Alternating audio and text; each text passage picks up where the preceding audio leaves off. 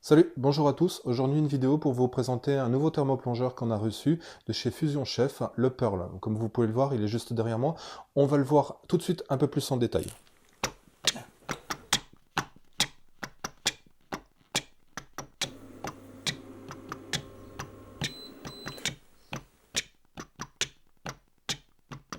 Comme je vous le disais juste avant le générique, on va vous présenter aujourd'hui le thermoplongeur Pearl de chez Fusion Chef, une marque de jus labo, une entreprise allemande.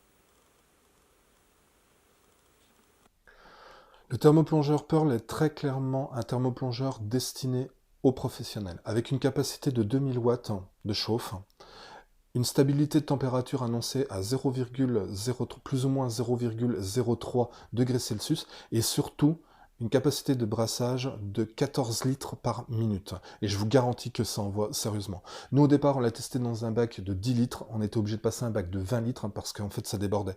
Et dans un bac à 60 litres, il fait carrément fureur. Mais le plus intéressant pour vous, c'est peut-être qu'on regarde un petit peu comment il fonctionne et qu'est-ce qu'il y a dedans. Maintenant, voyons un petit peu le système de brassage et de chauffe à l'intérieur. On enlève, dans un premier temps, la cage de protection. On retrouve un filtre qui protège le système de brassage mécanique. Ici, la sonde du type PT. Et ici, le flotteur qui va nous indiquer si le niveau d'eau est bon ou pas. Ici, la résistance de chauffe.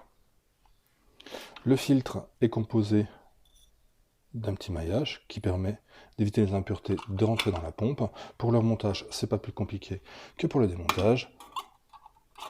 On refixe la cage et voilà. On va mettre le Pearl en place dans le bac. Vous allez voir, c'est très simple, comme je vous le disais tout à l'heure. On le positionne, voilà, ici. On laisse un peu, voilà. On visse la super vis. Une fois que c'est serré, on vient sécuriser avec la seconde molette. Voilà, c'est fait. Maintenant qu'on a vu un petit peu ce qui est l'élevé à l'intérieur du Pearl, voyons un petit peu comment il fonctionne. Vous allez voir, rien de vraiment difficile, il est hyper intuitif. Pour la mise en route, on vient appuyer sur l'interrupteur. On va maintenant régler la température du Pearl en utilisant les flèches, la flèche supérieure, la flèche inférieure, la flèche supérieure pour augmenter la température, la flèche inférieure pour baisser la température. Là, on va passer à 23 degrés. Je lance le thermoplongeur et la mise en chauffe en appuyant quelques secondes sur OK. Voilà, la mise en route se fait, on entend très bien la pompe qui tourne et on a le voyant qui clignote, qui nous indique que la température est en train de chauffer, que le bac est en train de chauffer. La température ici et la température dans le bac, on voit qu'elle monte très vite. Comme vous pouvez le constater, la température qu'on avait définie de chauffe est atteinte dans le bac. Par contre, il n'y a pas de système d'alarme, il n'y a pas d'alarme qui en fait nous prévient que le bac a atteint la bonne température. On trouve ça un peu dommage parce que quand on est en train de travailler en cuisine et qu'on a plein de trucs à faire, on regarde pas forcément en longueur de temps notre bac et la température qu'il a. Une alarme aurait été super judicieuse sur ce thermoplongeur comme sur les autres thermoplongeurs en fait qu'on a pu tester, ce qui nous permet en fait de savoir tout de suite que la température est atteinte dans le bac et là on peut envoyer nos produits en fait à cuire sous vide. On va passer tout de suite au réglage de l'alarme en utilisant le petit symbole ici, on le presse et on va régler le timer minute par minute comme nous le souhaitons. Ici je vais mettre 2 minutes et je vais dire OK. On repasse à l'écran de température. Là, pareil, on trouve ça vraiment dommage de ne pas avoir le temps. Pour nous, c'est plus important que la température. La température, on fait confiance au thermoplongeur. Il est censé être stable, donc on n'a pas à revenir sur la température qu'on a réglée de chauffe.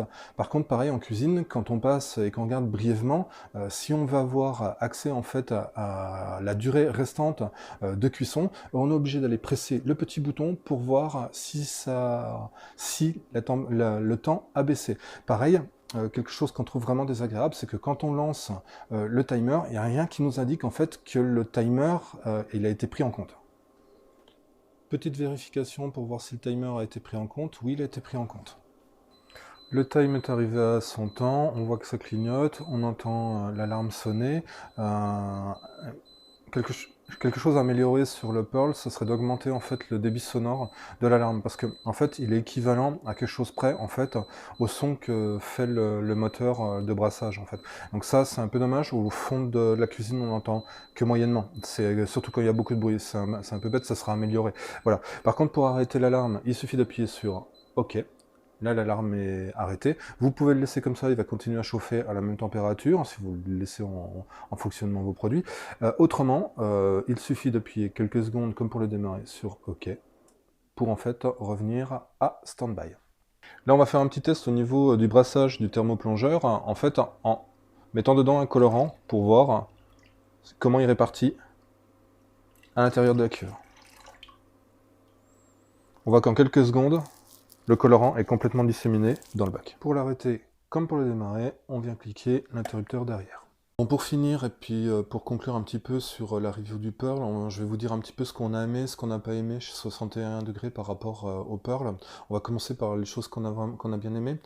Premièrement, il y a des points qu'on a beaucoup aimé, c'est le design et la finition. Le design est vraiment super, la finition, il n'y a rien à redire. Il n'y a pas un bout qui coupe ou quoi que ce soit, tout s'emboîte nickel, aucun souci. Un autre truc qu'on a beaucoup aimé, c'est le fait qu'il est peu bruyant, il fait très peu de bruit et c'est super agréable par rapport à certains autres thermoplongeurs qui font énormément de bruit.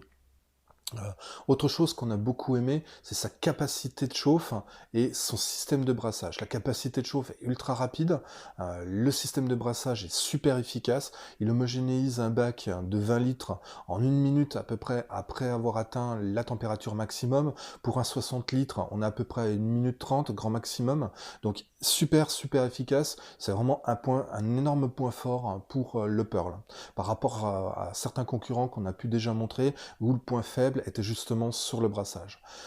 Que dire de plus? Des choses qu'on a beaucoup aimé, sa stabilité. Une fois qu'il a atteint sa température, tout le long de la cuisson, il est extrêmement stable. On a eu des variantes de 0,05 sur des durées de 2 heures, 4 heures, 6 heures.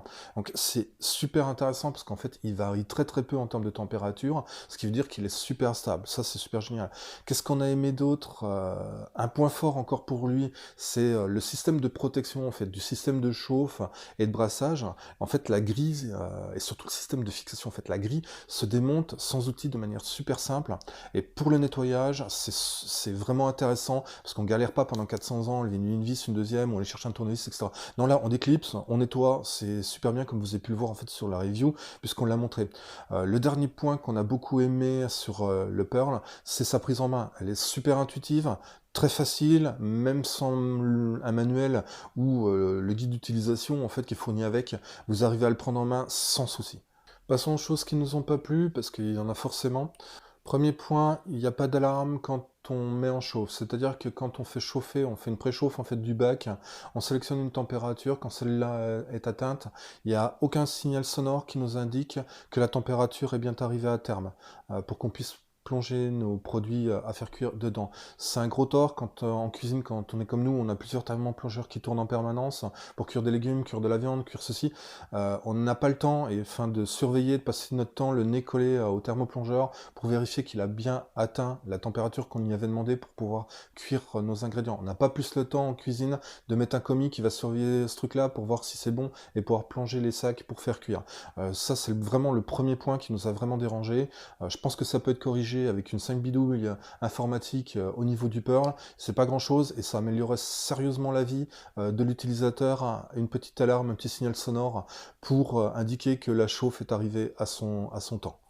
Le deuxième point qu'on a trouvé vraiment désagréable, c'est le fait de ne pas avoir de signal visuel, sonore ou de timer qui s'affiche lorsqu'en fait on utilise l'alarme, c'est-à-dire on a atteint notre température de chauffe prédéfinie, on met nos ingrédients dedans, on va lancer un timer, un décompte en fait, admettons d'1 heure, on se dit ok, on sélectionne le truc, il n'y a aucun voyant qui nous indique que l'alarme fonctionne, que ça a été pris en compte, il n'y a pas de timer qui découle, ça c'est encore plus dommage, mais surtout on ne sait même pas si l'alarme a été pris en compte, donc il faudra vérifier au bout d'1 minute pour voir si le timer a été pris en compte ou non. Autre chose qu'on a trouvé pas vraiment bien pensé, c'est lorsque on utilise par exemple un timer, que celui-ci ne devienne pas prioritaire au niveau de l'affichage par rapport à la température. On a trouvé ça vraiment dommage. Quand vous êtes en cuisine et que vous êtes en rush ou n'importe quoi, vous passez, vous regardez, là vous voyez la température. Pour un matos de cette qualité-là, on pense, enfin, on est sûr qu'il est stable. Donc à un moment donné, la priorité, c'est pas forcément la température. De notre point de vue, c'est plutôt de savoir de combien il décompte. Comme ça, quand on regarde, on sait si on a le temps, combien il nous reste, est-ce qu'il faut qu'on se dépêche de finaliser ce qu'on est en train de faire pour pouvoir s'occuper du bac ou non. Voilà, ce genre de choses. Voilà, c'est pareil, ça c'est des correctifs qui pourraient être appliqués par la marque de manière super simple. Ceci dit, le Pearl n'a pas que des défauts. Vous avez vu, il n'en a pas beaucoup, il y en a deux qui sont un peu secondaires, mais je pense que s'ils étaient changés, en fait, ils apporteraient un peu plus de confort d'utilisation au niveau du Pearl, et le rendraient encore un peu plus sympathique.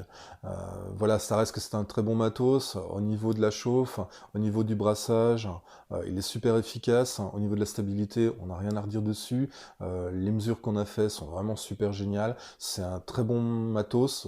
Vous pouvez partir les yeux bandés pour l'acheter, il n'y a aucun problème. Voilà. La review du thermoplongeur Pearl est finie pour aujourd'hui. Bon, elle est finie tout court, merci de l'avoir suivi. Si vous avez des questions, n'hésitez pas à les poser dans les commentaires. On y répondra, que ce soit moi ou Claire, le plus rapidement possible, suivant qui sera connecté. Je vous mets le lien en dessous pour l'article complet sur cette review pour le thermoplongeur Pearl.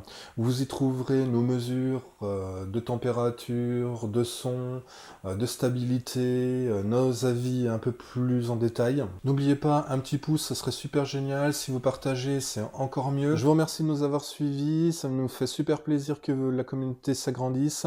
Allez, je vous dis à une prochaine vidéo. Ciao!